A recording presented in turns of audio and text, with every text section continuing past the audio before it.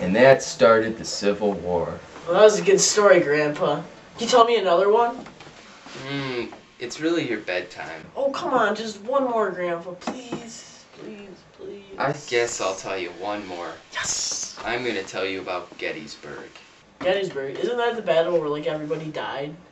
Well, every war was very bloody, but this one was very bloody. It all started when the North got a shipment of shoes. The South was very short on shoes, so they needed some shoes, so they decided that they would go north. The first day, the South was really doing well. They pushed back the North, and Everything was going as they had planned it.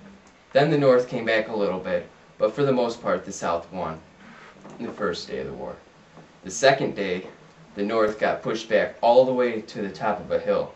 The South thought they had won that battle, and it ended up that they should have pushed them just a little bit farther. But what I'm going to tell you about mostly is the third day. Isn't that the one where, like, a guy named Pickett went and charged everybody? Yeah, he had 14,000 men.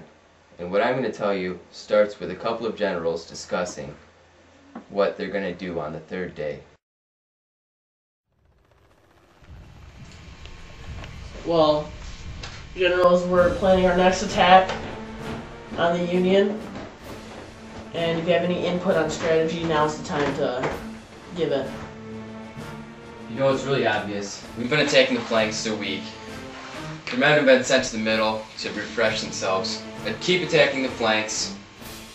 Their men will scatter.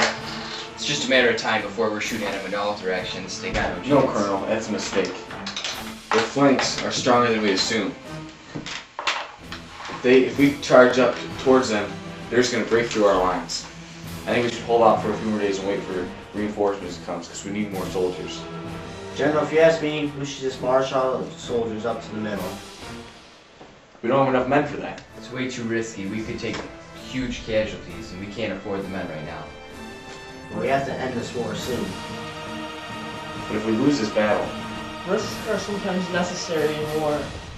If we go into the middle, they wouldn't be suspecting that. We've seen movement on the outsides, which means they're either sending people out of it or into it. And I believe they're sending it into it because they're expecting another attack. Because we've been battering them for weeks now. I'd say we send Pickett and all the other forces with Pickett's in charge. I say we can take it. What's your word, General? Well, that's what we'll do. As you were. So they attack the middle? yes, after 2 straight days of attacking the flanks, they decided they They would would attack the middle to see if they were more successful. But actually, this North thought that they were going to keep attacking the flanks. So they brought all the men from the flanks to the center to refresh them. That's interesting. So that's like a little trickaroo thing. Yeah, but it sort of backfired both ways. Because the North had So many men in the center, and the South had 14,000 men waiting to attack.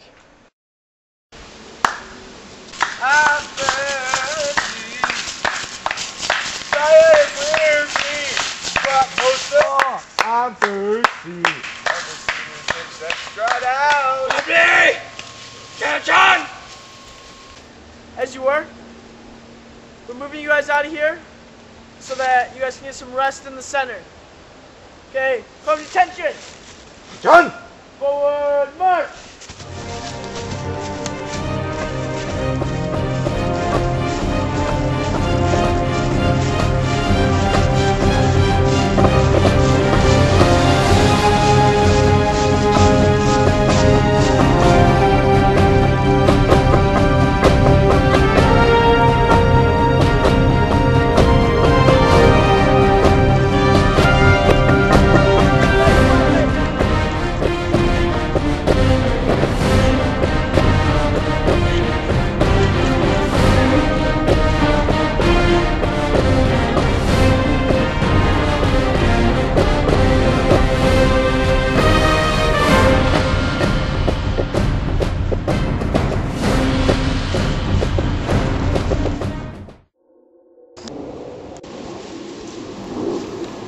Confederates! What? Confederates are coming! Ah!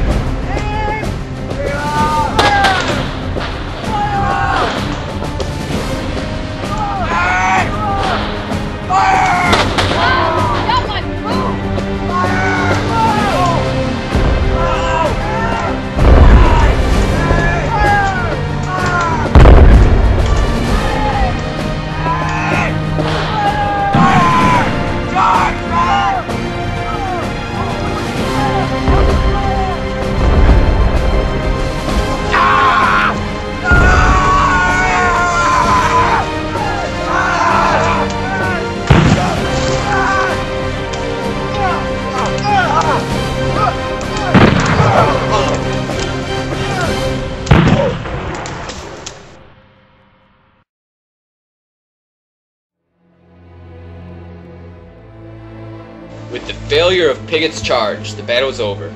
The Union was saved. Lee's retreat began on the afternoon of July 4th.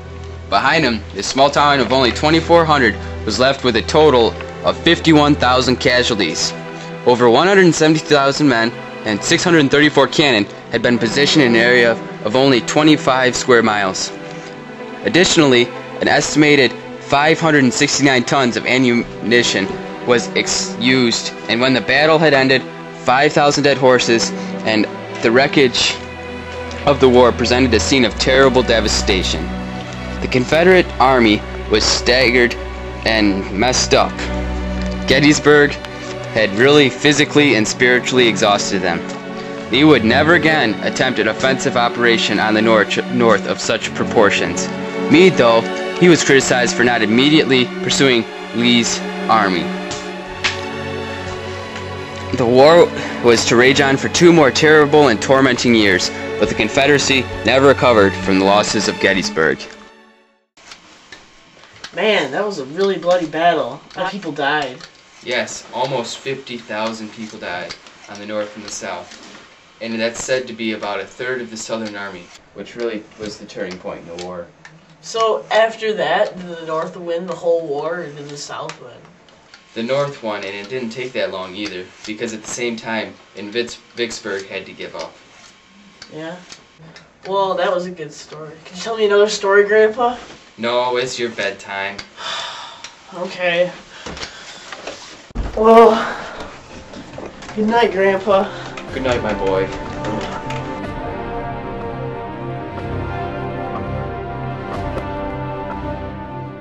When the earth was young, at the beginning of time, a song was sung of a terrible crime committed by a band of dwarfs deep inside their mountain lair, and how Cavassar, the god's advisor, met his end in death's despair.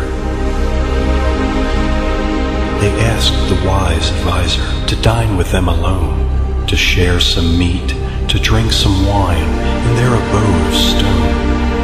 And when the feast was finished, they motioned him to come and listen to their questions and have him answer some. But instead they pulled out knives from beneath their dirty attire, stabbed him 100 times, then watched the man expire. They caught the advisor's blood as it flowed from his body. They placed the gore in kettles and mixed it with some honey. They sealed the 3 containers and hid them away in glee, the mixture that all would know as the mead of poetry. But the old gods were angered to see such wisdom lost, and vowed to find the magic drink no matter what the cost. So off they sent a giant to recover the mead, and to force the dwarfs to pay for their so evil deed. But instead there was a war that ended in a victory, and to the gods returned the mead of poetry.